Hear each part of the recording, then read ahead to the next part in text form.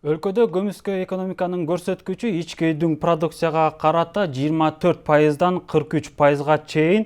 Бул өткөн жылдын 10 айынын жыйынтыгы.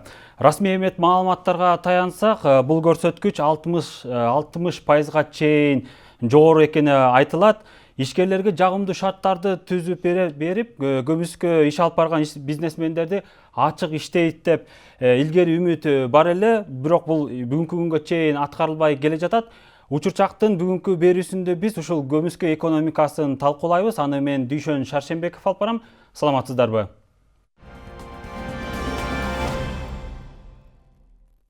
Талкууну баштаардан мурун студиябызга келген коноктор менен тааныштырып өтөйүн. Нурлан Байбосунов, Кыргыз Республикасынын экономика министрлигинин алдындагы ишкерликти өнүктүрүү башкармалыгынын башчысы, Төлөнбек Абдыров, экономика илимдеринин доктору, профессор, Аскар Сыдыков, эл аралык ишкерлер кеңешинин аткаруучу директору. Бул коногубуз азыр бир аз жолдо болгондугуна байланыштуу, бир аз эфирибизге кечигип келген атат. Урматтуу коноктор, убактыңыздарды бөлүп талкуубузга катышып берип жатканыңыздарга биринчиден ыраазычылык билдирем. Урматтуу телекөрүүчүлөр, талкуубузду баштаардан мурун ушул темабызга байланыштуу атайын материалыбыз бар эле. Алгач ошону көрүп алсак, андан кийин улантабыз.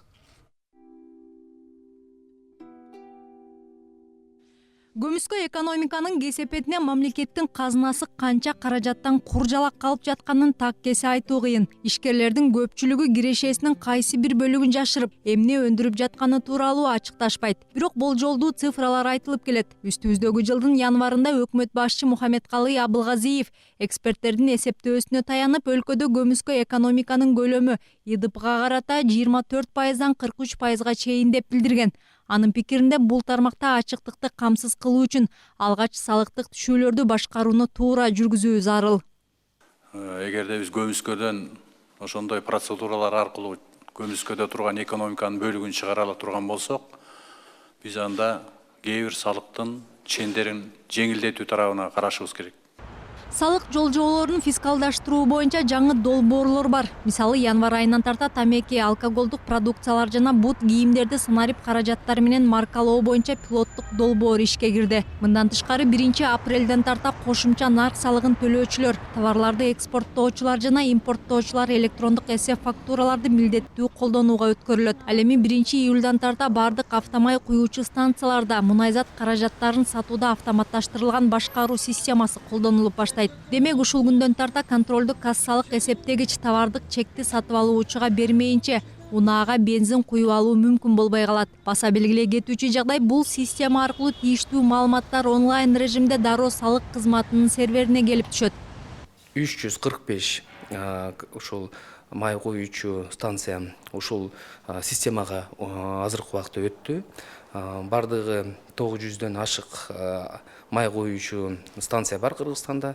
Ошондо 1/3 бөлүгү азыркы убакта бул система менен колдонуп жатат. Салык кызматынын белгилөөсүндө аталган долбоорлордун баары ишкердикти жүргүзүү үчүн жагымдуу шарт түзүп, көмүскө экономиканын үлүшүн кыскартат. Ошондой эле ак ниет салык төлөөчүлөрдүн катарын көбөйтөт. Ушундай эле пикирди бизнести өнүктүрүү жана инвестициялар боюнча кеңештин эксперти Азамат Акенеев тагырманат. Анын айтымында, өлкөгө эсепсиз кирип жаткан импорт атамекендик өндүрүштү өнүктүрүүгө далалат кылып жаткан өкмөттүн аракеттерин жокко чыгарууда. Себеби аткаруу бийлиги тарабынан киргизилип жаткан долбоорлор аткезчиликтин аз гана бөлүгүн кыскартып, көмүскө экономиканын көлөмүн ойдогудай азайтпайт. Анан калса, бул саамалыкка өтүү буга чейин легалдуу иштеп, салыгын жашырбаган ири бизнес өкүлдөрүнө оңой болгону менен ишкерликтин башка катмарларына түшүнүксүз жана аларга кыйынчылыктарды туудурушу мүмкүн.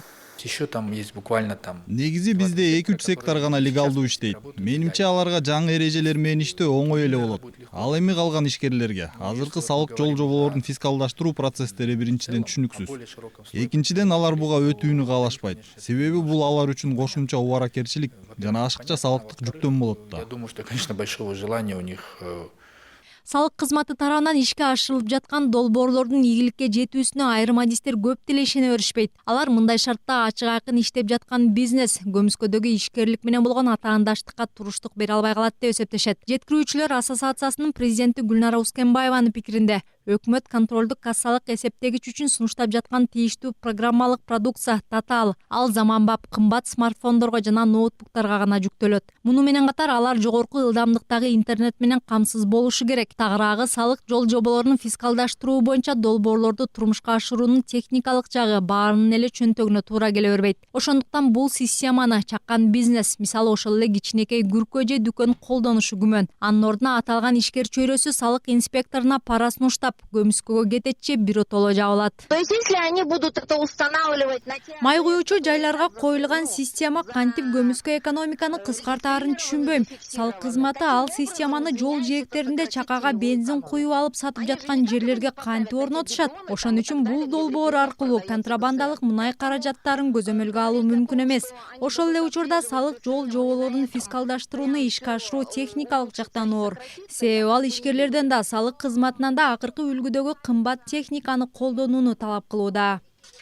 Склад, я боюсь, это будет тоже... Мунун ордуна бизнес коомчулугу жөнөкөй жана эффективдүү системаны сунуштап жатат. Мисалы, сатып алуунун бардык түрүн көзөмөлгө ала турган мобилдик тиркемени колдонуу. Мында кардар сатып алган товарынан казынага салык түшкөн түшпөгөндүгүн салык кызматынын сайтына кирип текшере алат. Же кагаз чек басып чыгарган арзан принтерди колдонууга ишкерлерди жапырт өткөрүү. Ошол эле учурда техникалык татаал жол менен ишке ашырылып жаткан жаңы эрежелер бизнес коомчулугунун түйшүгүн арттырганы менен көмүскө экономиканы ачыкка чыгаруу идеясын негизинен адистер колдошот. Биздин катарыбызга 3-чү конок келип кошулду. Аны мен тааныштырып өтсөм, Аскар Сыдыков, эл аралык ишкерлер кеңешинин аткаруучу директору. Түз эле ошол суроону, алгачкы суроону ошол Аскар мырза сизге берсем, Аскар мырза, айтсаңыз, ишкерлердин көмүскөдө иштешине эмне себеп болуп жатат? Негизги факторлорду кайсыларды баса белгилейт элеңиз? Саламатсыздарбы? Негизги факторлордун бири бул мыйзамдын толук кандуу аткарылбашы. Анткени мыйзам бардыгына тең болуп аткарылса, анда ишкерлерге дагы андай көмүскөдө калууга мындай стимул азыраак болот эле да. Анткени кошунаңызга мыйзам иштесе, сизге иштебесе, анда албетте сиз бизнесиңиз атаандаштыкка туруштук бере албай калышы мүмкүн. Ушул негизги себеп. Мындан сырткары жанагы ушул себепке байланышкан коррупция маселеси, мамлекеттик башкаруу системасы жана башкалар. Төлөнбек агай, айтсаңыз, мына ушул ишкерликтердин көмүскө кетиши ишкерлерге болуп жаткан текшерүүлөрдүн натыйжасыбы же баягы салык саясатындагы башаламандыктардын натыйжасыбы? Эми биз карап турсаңар, ошол текшерүү жагы дагы, анан жанакы туура эмес административдик жанакы жолдорго түшкөнү, жана салык инспекциясы болобу, кимиси болобу, андан дагы болуп аткан дагы ошо башаламандык болуп аткан кезде да. Эми негизи мындай да, баягы ишкерлерге эмне керек? Эми буларга деген ачык, жанакындай таза бир биле турганда бир эрежелер болуп турса эле, алар деле мындай бир ошол бизнесте жүргөн ишкерлер, алар мындай бир көмүскө экономикага кетейин, анан бир өкмөткө бир залака келтирейин деген деле ою жок. Ошол жөндөн жанакы түздөн түз эле ошол жанагы иш аракеттер ошону түртүп салып атат да. Бюрократиялар түртүп салып атат да. Нурлан Мокушевич, айтсаңыз, ушул көмүскө экономика боюнча мамлекеттик саясат бүгүн кайсы багытта, кандай жүрүшү керек, негизи кандай жүрүп жатат? Эми байкоого алынбаган сектор бул эмне үчүн ошол салык системадан качат бир жагынан. Биз ошону эле айтып атабыз бир жагынан. Бирок экинчи жагынан отчеттуулук татаалдыгынан да качат. Азыр сюжетте айтылбады, ошол эле ар кандай жаңы системалар киргизилип атат. Биз аны комшу өлкөлөрдөн, баягы эң мыкты алыскы чет өлкөлөрдөн тажрыйбаларды бияка алып келебиз деп, колдонобуз деп эметип атсак, бирок биздин жарандарыбыз аны жаман көргөнсүп мындай болуп атат да система. Эмне үчүн? Аларга татаал болуп атат. Мурун мындай эмне кылган эч ким билбесе, каалаган эмелерди аткарып, салыктан качып, эчтеке кылбай жүргөн адам эч качан мындайга көнбөйт. Бирок ошол эле алыскы чет өлкөлөрдүн тажрыйбасын колдонсок, аларда ошол салык система абдан гана татаал.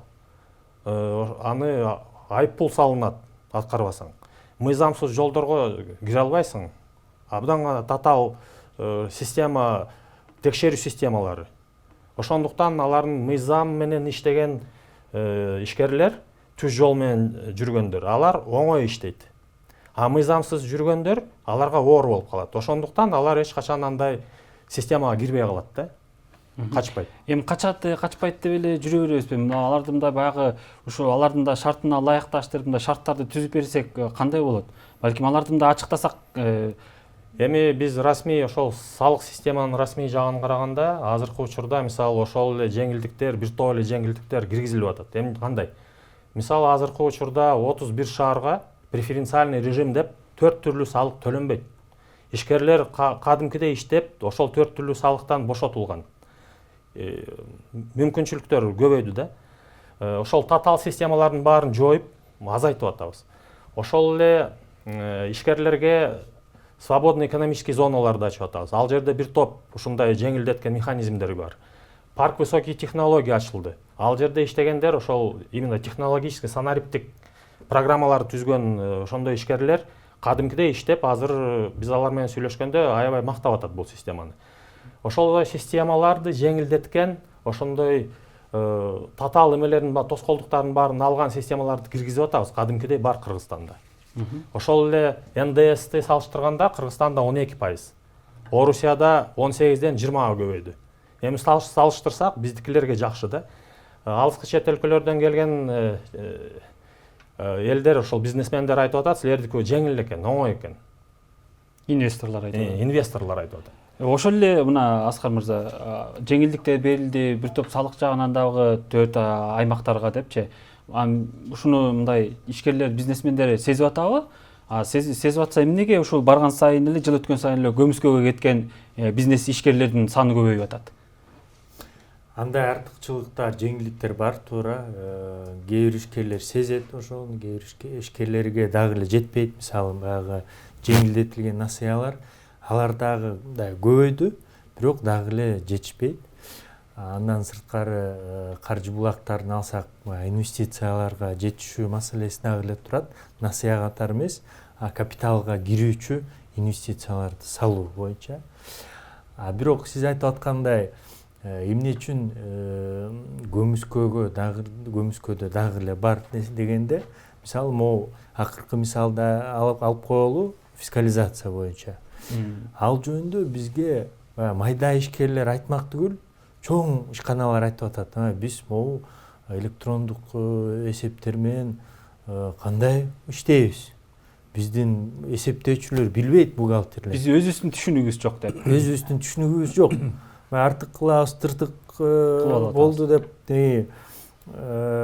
жөнөкөйлөтөлү, санариптештирели дегенде бул жакшы нерсе, албетте концепциясы, идеясы жакшы. Бирок иш жүзүндө ошол электрондук кампа, электрондук эсеп фактура кээ бир учурларда дагы кошумча бир мындай татаалчылыктарды жаратыптыр да. Бизге ишкерлердин айтымында. Мисалы, ошол эле электрондук эсеп фактурага электрондук кол тамга керек. Кол тамганы алыш үчүн жайында эле, былтыркы жылдын жайында эле канчалаган кезектер чогулду. Мисалы, жумалап ишкерлер ала албай калышты ошол электрондук кол тамганы. Эми аны жакшы иреттеп, алдын ала бир мөөнөттү берип, этап баскыч менен киргизсе болот да. Бул бир ошол электрондук кампаны азыр кесиптештерим дагы айтып койсо керек, киргиздеби, киргизе элекпи, бирок ошону колдонуш үчүн дагы бир топ мындай татаалчылыктар бар экен да, кыйынчылыктар. Ошондуктан салык төлөө, отчетторду берүү, мыйзамдарга ылайык иштөө жол-жоболору мүмкүн болушунча жөнөкөй болуш керек да. Баягы бала түшүнгөндөй болуш керек. Анткени билесиздер, азыр мисалы бизнести жүргүзүү боюнча рейтингинде биздин позициябыз мындай былтыркы мурдагы жылы көтөрүлдү, былтыркы жылы тескерисинче кичине түштү. Бирок ошонун ичинде салык жүргүзүү боюнча биздин ордубуз абдан эле төмөн да. Мисалы, жалпысынан алганда бир 77-79 орунда болсок, салыкты төлөө боюнча биз бир 130 орундардын тегерегиндебиз да. Ошол салык төлөөчү жол жоболор ишкердикке көмүскө экономиканы ачыкка алып чыгыш үчүн бир негизги фактор болуп эсептелинет да. Төлөнбөй агай, негизи ушул экономика жаатындагы маселелерди чечүүдөчү ушул баягы азыр көбүнчө санариптештирүүгө көп багыт алып албадыкпы? Ошондун айына мына Аскар мырза айткандай, тиги ишкерлер кыйналып атат да. Биз ушуну баягы этап менен киргизип, акырында ошол бизнесмендерди адаптация кылсак болмок да. Бирок баягы бет алгандан кийин бир киргенге туура келип атат. Ушунун кыйынчылыгынан баягы көмүскө экономикага, көмүскөгө кеткен ишкерлер дагы көбөйүп кетти да. Бүгүн бул азыр эми артка жол жок, бирок мындан аркы кадамдарыбыз кандай болуш керек? Кандай жолдору бар эми? Бул баягы миллиарддаган сомдор бюджетке неме алып келип атат да, чыгаша. Мына бүгүн карап көргүлөчү, мына жана да айтып кеткендей, мисалы Кыргызстандын жанакы салык негизи системасы жаман эмес. Дүйнөлүк тажрыйбаны карап көрсөк, мисалы биздики аябай жакшы эле бир көрүнүштөрү бар да. Бирок бул деген жанакы тышкы жанакы мыйзам жагынан, баягы ичинде ошол көлөмдөрү, салыктардын ал жагынан баардыгы жайымдалып турат да. Анан эң негизгиси ошо көйгөйлөрдүн баардыгы ошол жанакы ошол салыктарды кантип ишке ашырып, анан ошолорду кантип жыйнаш керек, анан ошол ишкерлер менен кандай иш керек, ошол иштеш керек, ошол жагынан эле бүт көйгөйлөрдүн баары башталат да. Мисалы, мына бул жанакы бизнесмендер болобу, ишкерлер болобу, буларга деген эми булар иштеп аткандачы, эң негизги баягы орусча айтып коет, деңгилүү бе тишину деп коет да. Мындай бир ар кандай бир олку толку мындай болбош керек да. Эң негизгиси мындай бир жөнөкөй эрежелер болсо дагы жөнөкөй болуш керек. Эми эгерде силер ошондой бир санариптештирүү деп атат, эми бул аябай жакшы. Бул негизичи. Бирок муну жанакы алдын ала этаптар менен, жанакындай Минэкономика болобу, дагы башка салык кызматы болобу, алар деген жанакындай бир планды түзүп, ошонун негизинде кандай кылып киргизет, кайсы этаптар менен киргизет, анан ошону элге кантип неме кылат, тренинг, семинар болобу, кандай болобу, ошонун баардыгын бир ишса элдерге мындай жеңил жактарын ишса жеңил жагына бир көрсөтүп бериш керек да. Антпесе бул деген бир оготур бир татаалдаштырып, анан кыйын болуп туруп, анан элдер ошол көнбөй аткан ошондон болуп атат да. Бул биринчи. Экинчи маселеси жанакы эмнеге көмүскө экономикага кетип атат дегенибиз, жанакы айтылып кеткен ооба, бирдей мыйзам, бирдей баардыгына болбой аткан ошол себептен болуп атат да. Мисалы, жанакы рейтингдер жөнүндө айтып калбадыкпы, индекстер боюнча. Эми жана ааламдашуу индекс боюнча, жанакы атаандашуу боюнча индекси. Аякта болсо жанакы биз деген эми азыр 98-орунга келгени менен, бирок жанакы кээ бир позициялары биз деген аябай арттабыз да. Ошол эле жанакы салык боюнча деле, ошол жанакы коррупция боюнча, ошол жанакы соттун көз карандысыз жакшы болбой атканы, анысы дагы бүт ошолордун баарын оңдошубузда. Жалпы эгерде ишкерлер билсе, бул мыйзам акыры бар жетет, ошол немеси айыптачуу нерселердин баардыгы. Эгерде ошо жаза тартарын көрүп турса, көзү жетип турса, баардыгын ишке ашырып, мындай өзү неме кылат, аракет кылат. А эгерде көрүп атса, мындай бияка бир коррупция жолу менен бирөө менен сүйлөшүп алса, дагы бирдеме иштерди бүтүрүп жаап койсо эле, калгандар деле ошентип отурат. Ай, жаап коем, иштеп кийин неметип коем, тиги сүйлөшүп алам дегендей. Бул жагынан мына эгерде биз деген ошол көмүскөдөн чыгаралы десек, эгерде бир жакшы иштер жүргүзөлү десек, бул жагынан жанакы эрежелерди өзүбүз баарыбыз тең тиги төбөлдө отургандан баштап баардыгы ошол мыйзамдарды сакташ керек. Анан ошол жанакы сот системасы деп атпайбы, ошону ишке ашырып туруп, анан эгерде жүргүзбөсөк, мындай натыйжа болбойт деген эле кеп. Дагы эле ошо көмүскөдө жүрө берет. Нурлан мырза, ошол бүгүнкү күндө дагы ошол көмүскө экономиканы деги эле ишкерликке байланышкан дагы кайсы мындай жагдайларды биз эске алып, мындай мыйзамдарга өзгөртүүлөрдү киргизишибиз керек. Мына азыр көп эле экономисттер айтып атат, өткөндө деле жана өнөр жайды жана ишкерликти өнүктүрүү боюнча комитетинде да айтылды да, ошол көмүскө экономика аябай эле көбөйүп кетти депчи. Бүгүн эми ушунун алдын алып, мындай ачык иштөө үчүн, ачык айкындуулук болуш үчүн ушул көмүскө экономика же ишкерлик багытта кандай мындай аракеттерди көрүшүбүз керек? Экономика министрлиги кандай мындай жол жоболорду иштеп чыгып атат? Эми ал туура айтылып атат. Биринчиден ошол ишкерлерге түшүнүксүз система болбош керек да. Ошол эле санариптик система бул мааниси абдан гана жакшы. Бул жеңилдетет. Эч кандай мындай туура эмес мыйзамсыз системаларга уже бара албайт эч ким. Ошол системага кирген менен өзүнчө кабинет ачылат. Кабинетке бир жолу кирип алып, бүт поляларын баарын толтуруп, анда ошол экинчи жолу аны кайта ошол маалыматтардын баарын киргизбей, убактын созбой, кетирбей, түз жол менен салык системанын баарын төлөп, түшүнүктүү, жеңил система алып барат да. Бирок биринчиден ошол маалымат керек да. Азыркы учурда 4 атайын именно ишкерлерге жардам берген борбор ачылды. Алар маалымат жагынан, ошол билим жагынан үйрөтөт да, көрсөтөт. Ошол санариптик система алгандай иштейт. Ошол системада салык система кандай иштейт, кандай жолдор менен, кандай негизи салык кандай түрлүү болот, кайсы учурда кайсы салык төлөнүш керек. Ошонун баары ошол 4 борбор үйрөтөт.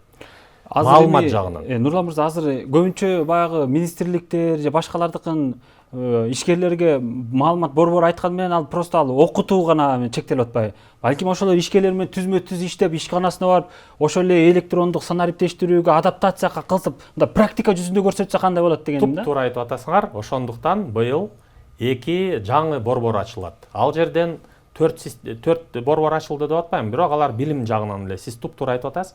А бул 2 борбор. Бул ошол билимден сырткары, ошол жерде бул площадка болот да. Ошол жерден мамлекеттик кызмат берген бүт органдар ошол жерде отурат. Алар бир жерден отурган менен ошол эле ишкерлерге жеңил болот. Ошол жерден салык төлөйт, автомашинаны сатып алат, үй бүлө эмеле бирдемелерин сатат же камсыздандыруу полис алат. Бүт ошол кызмат мамлекеттен берилген кызматтар бир жерде болот. Ал жерде ошол эле билим берген центр болот да, борбор. Ошондуктан биз ар кайсы имараттарга кыдырып же ишкерлерди кыдырып жүрбөй, ошол баарын бир жерге чогултабыз. Алар өзүлөр келет, билим керек деп, маалымат керек деп, анан ошол эле кызматтар бизге керек деп. Ошол жерден баарын үйрөтүп, бир жерден баарын беребиз, үйрөтөбүз. Аскар мырза, мына өткөндө сиз бир жакшы кеп айттыңыз, өнөр жай жана ишкерликти өнүктүрүү боюнча комитетиндечи, мына ушул коррупция менен күрөштөн түшкөн каражаттарды топтоо үчүн атайын каржы министрлигинин алдыгында атайын депозиттик эсеп ачылбады. Ушул депозиттик эсепте баягы укук коргоо көзөмөл органдары коррупциядан түшкөн каражаттарды укук коргоо органдарынан түшкөн каражаттар гана айтылып, бирок бул депозитте ишкерлердин салымы да бар экен, бул айтылбай калып атат деп ал тургай сүрөттөп да бердиңиз да. Ушул жагдай да. Анан негизи эле бул чынында эле ушул атайын депозиттик эсепте ишкерлердин салымы кандай? Анан сиз айттыңыз ошондо бул депозиттик иш ачылганы менен мектеп бала бакча салынып атканы жакшы, бирок бул бизнесмендерге аябай чоң бут тосууларды болуп атат депчи. Бул кандай негизде бут тосуп атат? Мунун кандай немелери бар? Кемчиликтери? Бул жерде мындай, сиздин мындан мурун болгон ишмердүүлүгүңүзгө мисалы 12-14 деп коелу. Ошондо салыктарды төлөгөнсүз, салыктык текшерүү болуп өткөн, башка текшерүүлөр болуп өткөн, иш алып баратасыз, бирок бир убакта келип алып эле силерде 12-14 жылдары мынча салык төлөбөптүрсүңөр, кошумча төлөйсүңөр деп мажбурлап атса, анда албетте бул бут тосуу болуп калат да. Ошондой учурларды көп укканбыз, ишкерлер көп кайрылышкан, кошумча эсептөөлөр болуп атат. Ошол эсептөөлөрдү биз сотко берип, чындыкты табалы десек, ошол сотту күтпөй эле депозиттик эсепке төлөөгө аргасыз болуп атабыз депчи. Ушул соттун чечими жок эле. Бул экинчи, ошондой эле бул кошумча эсептелген суммалардын негиздүүлүгү дагы күмөн жараткан да ишкерлердин арасынан. Ушул сыяктуу кемчиликтери бар. Бирок көчө бир жаңылыктардан дагы сиз уксаңыздар керек. Өлкө башчы ошол тийиштүү күч органдарга ошол эсепти кайра карап чыгып, ошондой эле коопсуздук кеңештин катчылыгы менен биргеликте кайра ошол эсептин деги ишмердүүлүгүнө, шарттарына деги бир маңызы барбы деп тапшырма берди да көчө өлкө башчы. Ошондуктан ушул тапшырманын негизинде Кудай буйрса бир жакшы нукка келет деген ишеничибиз бар, эми көрөлү. Телефон чалуубуз бар экен. Алгач ошол көрөрманды кабыл алсак, андан кийин улантсак. Алло, саламатсызбы? Өзүңүздү тааныштырып, сурооңузду берсеңиз болот. Саламатсыздар. Менин атым Жыргалбек. Бизде бул мисалы үчүн немени сурайын дедим эле. Драг металл менен мисалы үчүн алтынды алып келсекчи, 26% экен. Аны ушу 26% менен алып келгенде биз товарыбыздан деген минуска түшүп калат экенбиз. Ошо налогду азаяк кылып, ошону кылса болбойбу? Өткөндө мен таможняга барып туруп ушулардын баарын изилдетсем, 26% менен налог төлөшүм керек экен. Бул свободный экономический зона деген барбы бизде? Болсо ошондо канча процент менен төлөп, мисалы үчүн биз даяр сырье эмес, сырье алып келип, кайра эле сатсак, мисалы үчүн Дубайга апарып сатып турган болсок, аякта эч кандай неме жок экен да. Типа ошол сыяктуу кылса болбойбу бизде? Ушул вопрос бар эле менде. Рахмат, жакшы суроо болду окшойт. Бул сизге тиешелүү. Бул салык система суроо болуп атат. Азыркы учурда свободный экономический зона бул чечим жок бул суроого. 26% боюнча дейт да. Аны мен айта албайм. Сиз боюнча, сиздечи, сизде бар?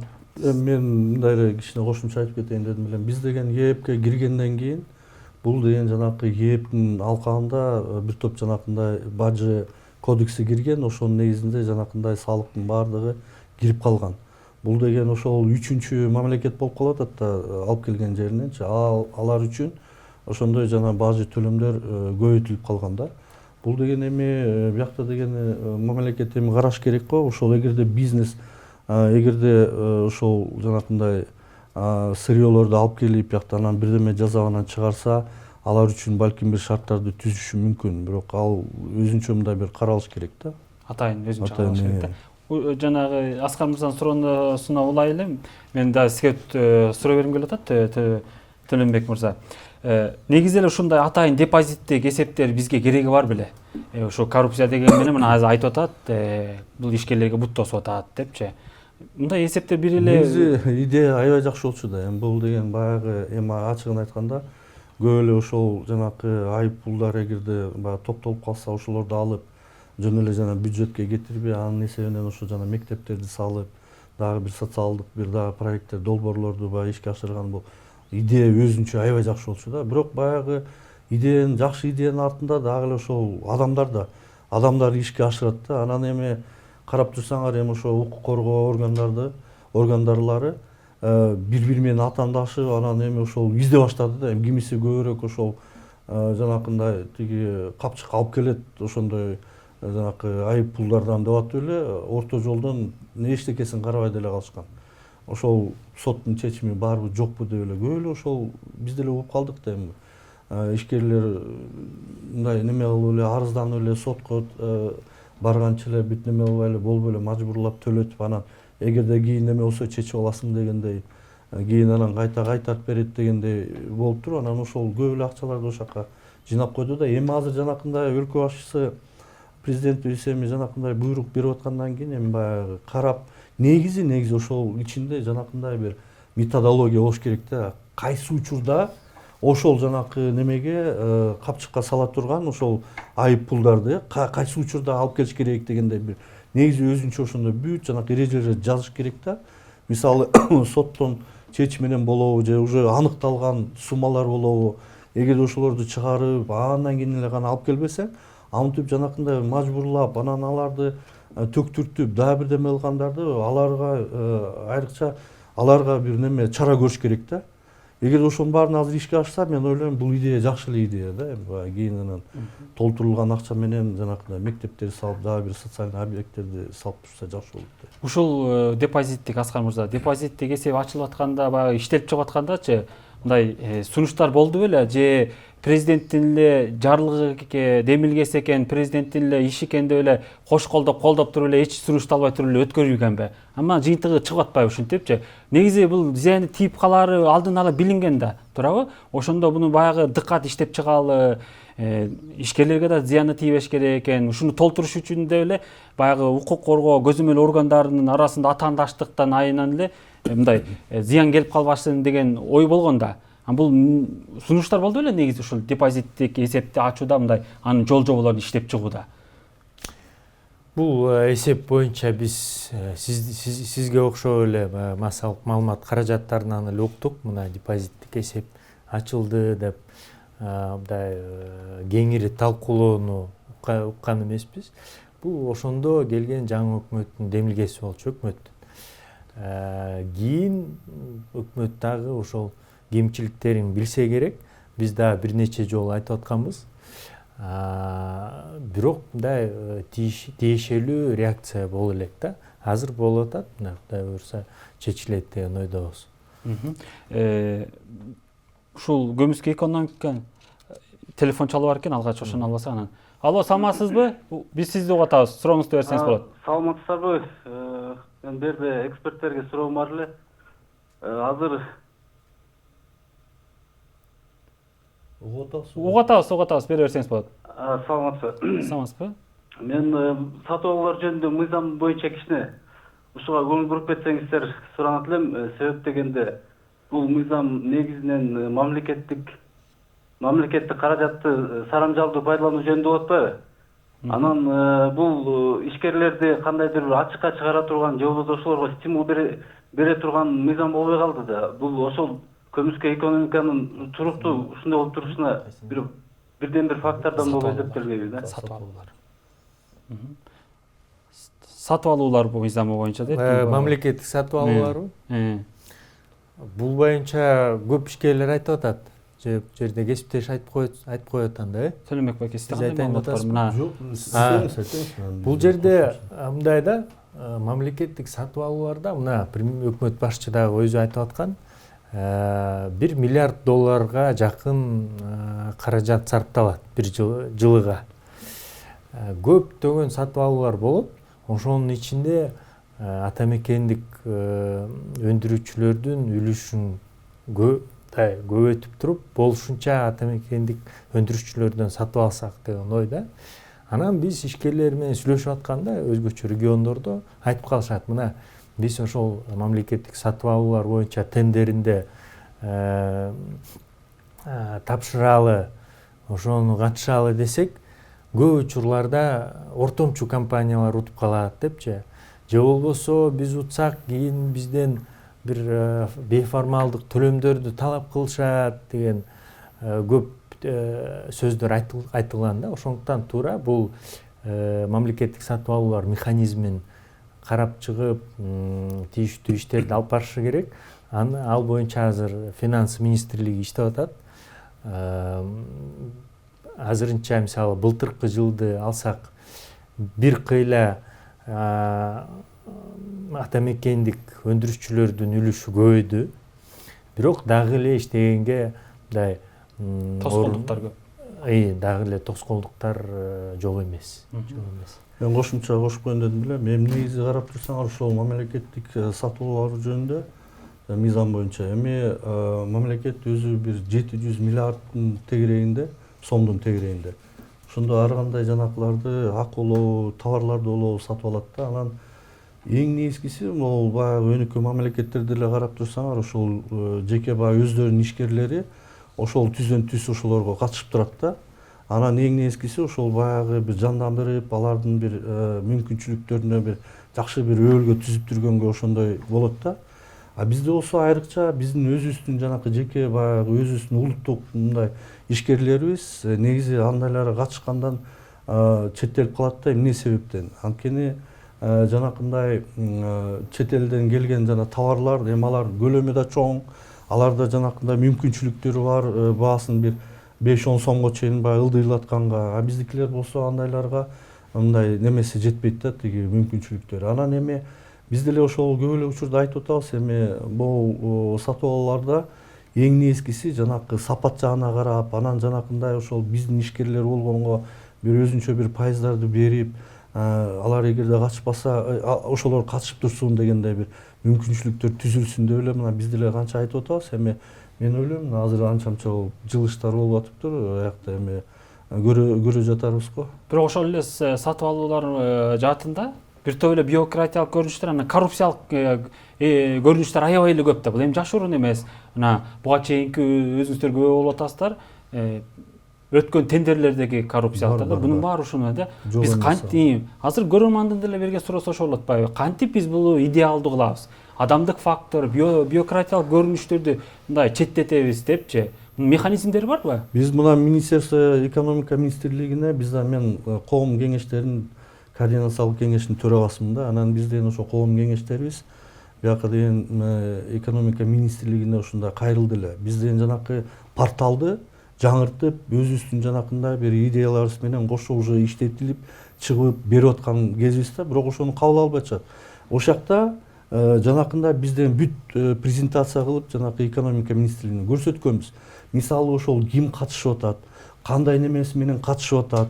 Ошону бүт ачыктан ачыкка чыгарылып турат да, ошол бизден ошондой сайтты немени порталды иштетип чыкканбыз да. Анан эми ким утту, кайсы эмне себеп менен утту дегендердин баардыгы ошол жарыяланышы керек да. Эми ошону дагы эле кабыл албай атышат. Биз деген мына улам эле айтып эле атабыз, улам эле андай жанакындай өзүбүздүн тиги жазуу түрүндө да бергенбиз, ал ишке ашпай атат ошонун үчүн. Бунун себептери эмнеде? Эми бул жерде эң биринчи кепилдик, ошол коррупция болобу же коррупциясыз ошол закупкаларды мүмкүнчүлүкпү жасаган. Биринчиден ошол туура айтып атасыз, маалымат. Ким катышты, кандай предложениялар менен утуп кетти. Ошол эле жерден сразу билинет да, коррупция барбы жокпу. Сапат жагынан кандай кепилдик барбы жокпу, ошол сөз да. Бирок эми баягы ошол эле электрондук системадагы ошол кепилдик жок да эми. Азыркы эле порталдын деле иштеп аткан системасын эле бир аз жаңылоо эле киргизип атабыз деген эле сөз. Жок, аякта деген эми ачыктан жанакы маалыматтар көбүнчө ачылмак да, берилмек да. Ал ошол ачылгандан кийин ошол баягы шеги бар адам барып туруп текшергенге деле мүмкүнчүлүктөр болмок. Ошол кайсы факторлорду мындай азайтат? Ошо бюрократия ошол эле ал ошол жанакы бири менен сүйлөшүп, өздөрүнүн баягы адамдарын тартып келгенден ошондон неметет да. Анткени деген ошол себептери эмнеге ушуну алып келди, эмнеге ушуну бул утуп алды деген көп суроолор пайда болуп калат да. Анткени бүт жанакындай маалыматтардын баары ачыкка чыккандан кийин. Коррупция ошол ачык маалыматтан коркот. Баарыбызга бүт маалымат берилсе, эч кандай коррупция болбойт. Эртеси эле жооп салабыз. Портал ишке кирип атканда деле ошондой максат болгон да. Порталды ишке киргизип атайын онлайн режиминде көзөмөлдөсөк, биз коррупциялык система болбойт, баары тиги зымга тискен шурудай эле болот деп айтканбыз да. Бирок портал көрсөтүп атат да. Портал биз азыр колдонуп иштеп көрүп атпайбыз. Азыр толугу менен 100% киргизе элекпиз. Ошол толугу менен бетме бет мындай кезикпеген, толугу менен санариптик болгон система боло элек да. Бүт маалымат ошол жерге илинген, ошол система жок. Бул жерде дагы кошуп коеюн, ишкерлер бизге мындай жүйөлөрдү келтирип атышат да. Мисалы, портал бул инструмент, жакшы инструмент, бирок анын ичиндегиси дагы бар да. Ичиндегиси ошол эле тендердин шарттары, шарттарында бүт баары жазылуу да. Мисалы, мен сиз утсун деп жазсам, анда ошол шарттарды так бир компанияга жазышым ылайыктаган. Андан кийин мөөнөттөр боюнча, документтерди чогултуу жана тапшыруу мөөнөттөр боюнча. Көп учурда ишкерлер ошол документтерди чогултуп туруп тапшырганга үлгүрбөй жатышат да. Ошондуктан айтып атышат, балким мындай стандарттуу документтерди баягы салык кызматынан, инспекция кызматтарынан бир жолу тапшырганда ошол жетишээрлик болбосо болбойбу депчи. Мисалы, тапшырган сайын эле биз чогултушубуз керекпи, ошол бюрократиядан справкаларды алып туруп өтүшүбүз керекпи деп көп айтышат да. Ошондуктан ошол шарттарды бир жөнөкөйлөтүп дагы койсок болот. Мунун үстүндө дагы иштеп атышса керек. Азыр бир атайлаган бир жумушчу топ иштеп атат. Мындан сырткары шарттар боюнча. Бул жерде эң башкысы ошол мамлекеттик органдардын кызматкерлери кызыктар болуш керек. Урматтуу коноктор, бизге бөлүнгөн убакыт ушуну менен соңуна келип жетти. Убактыңыздарды бөлүп келип бергениңиз үчүн дагы бир ирет терең ыраазычылык билдирем. Урматтуу телекөрүүчүлөр, биз бүгүн көмүскө экономиканын көйгөйлөрү, ишкердик чөйрөсүндөгү маселелерди талкууладык. Аны мен Дүйшөн Шаршамбеков алып бардым. Кийинки эфирден жолугушканча саламатта калыңыздар.